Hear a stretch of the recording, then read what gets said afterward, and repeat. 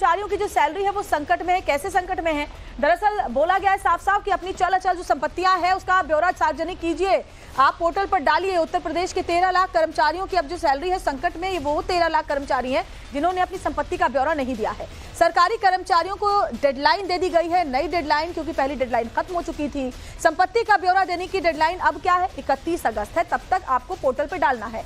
समय अवधि में अगर नहीं दिया गया ब्यौरा तो यानी इस महीने के आखिर में जो सैलरी का इंतजार कर रहे हैं सरकारी कर्मचारी, उन्हें नहीं मिलेगी। यूपी में इस वक्त करीब 18 लाख सरकारी कर्मचारी हैं, जिनमें से करीब 4,64,991 सरकारी कर्मचारियों ने संपत्ति का ब्यौरा ऑनलाइन कर दिया है, लेकिन जो बाकी के बचे हैं उन्होंने नहीं किया है। ब्यौरा ऑनलाइन करने वाले 26% हैं और बाकी जो सरकारी कर्मचारी हैं, जिसमें 13,23,438 हैं, उन्होंने ऑनलाइन अपनी संपदा पोर्टल पर जानकारी साझा नहीं की है, जिसमें IAS, PCS को भी संपत्ति का ब्यौरा देना अनिवार्य है ताकि भ्रष्टाचार पर लगाम लगे। मानव संपदा पोर्टल है जिस पर संपत्ति की जानकारी देने का नियम है और पहली बार मानव संपदा पोर्टल पर विवरण की व्यवस्था की गई है ताकि ऑनलाइन ही संपत्ति का ब्यौरा अपनी वो अपलोड कर पाए, लेकिन अभी भी सिर्फ 26% कर्मचारियों ने ही संपत्ति बताई है और इसकी वजह से अब ये सख्त आदेश दे दिया गया है कि अगर नहीं बताई गई संपत्ति की जानकारी इस पोर्टल पर तो फिर सैलरी इस बार की रुकने वाली है।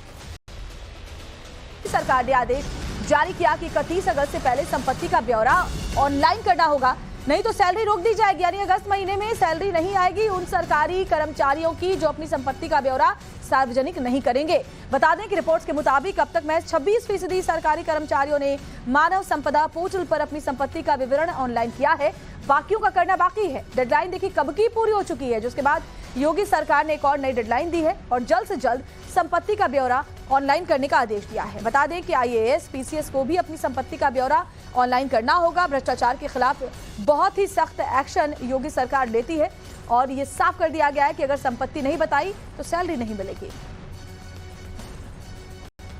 संपत्ति बताओ और सैलरी पाओ। उत्तर प्रदेश के देखिए 13 लाख कर्मचारियों की जो सैलरी है वो संकट में है। कैसे संकट में है?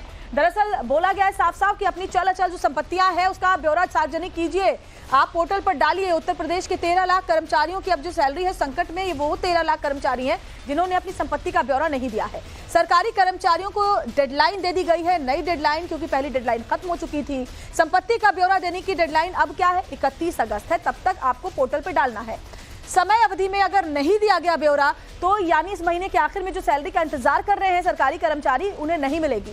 यूपी में इस वक्त करीब 18 लाख सरकारी कर्मचारी हैं, जिनमें से करीब 4,64,991 सरकारी कर्मचारियों ने संपत्ति का ब्यौरा ऑनलाइन कर दिया है, लेकिन जो बाकी के बचे हैं उन्होंने नहीं किया है। ब्यौरा ऑनलाइन करने वाले 26% हैं और बाकी जो सरकारी कर्मचारी हैं, जिसमें 13,23,438 हैं, उन्होंने ऑनलाइन अपनी संपदा पोर्टल पर जानकारी साझा नहीं की है, जिसमें IAS, PCS को भी संपत्ति का ब्यौरा देना अनिवार्य है ताकि भ्रष्टाचार पर लगाम लगे। मानव संपदा पोर्टल है जिस पर संपत्ति की जानकारी देने का नियम है और पहली बार मानव संपदा पोर्टल पर विवरण की व्यवस्था की गई है ताकि ऑनलाइन ही संपत्ति का ब्यौरा अपनी वो अपलोड कर पाए, लेकिन अभी भी सिर्फ 26% कर्मचारियों ने ही संपत्ति बताई है और इसकी वजह से अब ये सख्त आदेश दे दिया गया है कि अगर नहीं बताई गई संपत्ति की जानकारी इस पोर्टल पर तो फिर सैलरी इस बार की रुकने वाली है।